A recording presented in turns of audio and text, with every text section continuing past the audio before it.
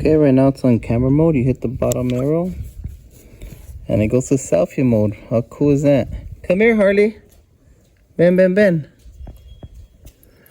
Harley. Say cheese. Yeah. All right, here we have this children's digital camera. So it comes with a 16 gig SD card, which you go ahead and put into the side right here. It comes with a micro USB cable, which you charge it here.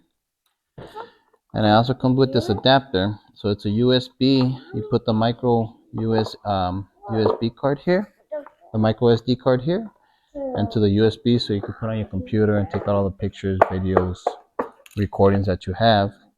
The camera itself, it comes with this attachment for the camera, which you just push this button here and this comes off if you want to hold it on your finger or a key ring.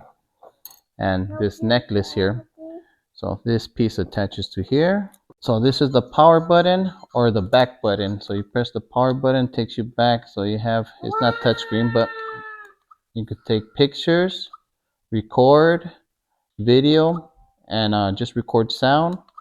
Here's the settings. It has games as well, and to view your pictures. Here are some of the games it has here for OK or enter. This is down, right, left, up, snake, mama. Pretty good camera, easy to use for kids.